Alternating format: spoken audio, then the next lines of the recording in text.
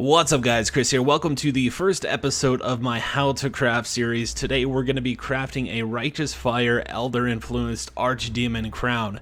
Now we do not need to go Archdemon, and I'll go through that once we jump to step 1, but for the most part this is a relatively deterministic craft and can be achieved if you have just a little bit of patience. Now if you want to, you can pause the steps that are on the screen right now and kind of reference them as we go along this crafting process, but it is a pretty pricey craft, so do keep that in mind. If you are running low on divines, I would suggest not going through with it until you have a decent supply to kind of back the craft. Starting off, we're going to want to buy our Elder Influenced helmet. Now this is the item we're going to be crafting on, and the base type is going to be completely up to you. I went with Archdemon specifically because I wanted the +2 to gems. You can go with another high armor base such as a Royal Burgonet or even a Giant Slayer helmet. A couple notes on this: we're going to be aiming for an eye level 82 base specifically because it reduces the amount of mods that we can roll on our Harvest, Reforge, and also our Essence spam. So I would highly recommend trying to aim for an eye level 82 base. Additionally, the Dragon Slayer helmet is stuck at eye level 84 and beyond, so you cannot get eye level 82 on this base, so you are stuck regardless if you choose that route. Also, you may notice when you go for a Demon Art crown, it is extremely expensive with Elder Influence, but you can cheese it with an Influence Exalted Orb followed by a randomized Influence on the Harvest bench. I keep bringing up eye level 82 is because anything above that starts to add additional tier 1 influence modifiers to the pool that we do not want when we go for the Reforge. These modifiers include physical damage to spells, chaos damage to spells, attack crit, and also nearby enemies take additional phys damage. Once we have our helmet in hand, it's time to start the crafting process, and that is going to begin with some Essences of Horror. Now do keep in mind this is going to be pretty pricey, as Essences of Horror at the time of recording this video are 4.5 essences per one divine. I believe I ended up buying about 60 total to craft my helmet, so you can kind of do the math on what we're going to be spending initially to get this first part out of the way. Now once we have our essences, we're going to start spamming our helmet looking for burning damage. I wasn't going to settle for anything less than level 20, but obviously if your budget doesn't allow you to do that, you can go for level 16 or level 18. It's just completely up to you and what you're willing or what you feel comfortable spending on this step.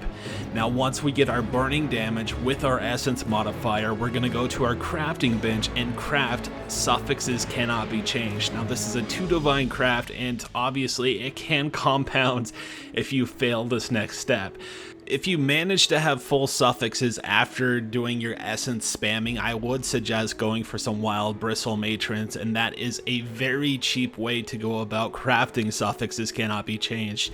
If you're unaware, you can buy a beast and use beast crafting to apply a meta mod, and if you have full suffixes, the only mod that you can add to the item is Suffixes Cannot Be Changed, so that is what I would suggest if you're on a budget. Now once we have Suffixes Cannot Be Changed, the next step is to head over to the Harvest bench. What we're going to be doing on the Harvest bench is Reforge Influence, and what this is going to do is add an additional influence modifier from your Elder pool onto the helmet. Now more than likely you're not going to hit what you're looking for, which is concentrated effect on your first Reforge. And another thing to keep in mind with this step is that it costs 5,000 blue life force and a sacred life force each time you go for the Reforge, so it can add up price-wise very fast. Another thing to keep in mind when you go for Reforge, just like any Reforge on the Harvest bench, there is a chance that you're going to fill up your prefixes.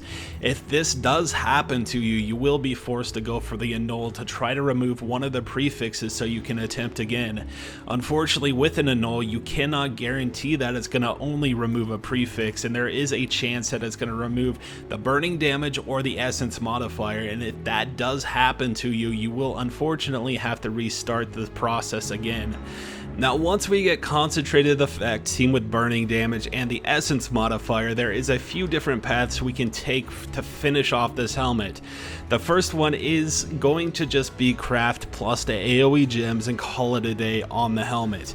If that is not what you want to settle for, you can go a little farther beyond and try to go for a life slam. Now, in order to go for that life slam, you're going to have 2 open prefixes, one to craft mana and then another one to slam life onto. Now, crafting mana doesn't guarantee a life slam. You can slam armor, evasion, energy shield, all the defensive modifiers, but there is a relatively high chance that you're going to slam some form of life with this step. Now, if you want to take it a step further and have a little more divines to spin, you can go for the Veiled Orb. Now, to go for a Veiled Orb, we're going to do what we did before, craft Suffixes Cannot Be Changed and Slam. Now, this is a 50-50, it can remove our concentrated effect, but what we want it to remove is the Suffixes Cannot Be Changed. If we're fortunate enough, which I wasn't a couple of different times, to remove the Suffixes Cannot Be Changed and add a Veiled modifier, we're going to want to go to our crafting bench and craft skeletons and zombies. Now, this is the highest weighted unveil, so what happens when we craft this modifier onto the helmet, it blocks it from the pool. After we craft the block, we then head over to June and go for the unveil. Now, what we're looking for is +2 to AoE gems. Keep in mind that you're not going to get AoE gems after every unveil. It looks that way on the video just because I cut it down a bit, but I did fail this process 3 different times, so I spent about 45 divines in Veiled Orbs to finally get my AoE gems, and it might be sooner for you. You might not spend that much at all. Maybe 1 Veiled Orb is all it's going to take, but it is RNG at the end of the day, so don't be surprised if you do not get it on your first attempt.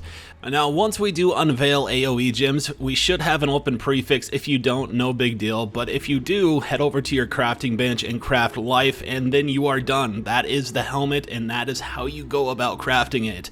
Thank you guys so much for watching this. I do hope you enjoyed it and potentially learned something from this lengthy video. Now, this is still kind of me dipping my toes into the Path of Exile content creation pool, so if you want to see more of these types of videos, please let me know. Drop a comment, hit the thumbs up, share it with a friend, or if you have any kind of constructive criticism on what I can change in this format, I am definitely open ears to that as well. That's gonna do it for me. My name is Chris. I do hope you enjoyed, and I will talk to you guys next time.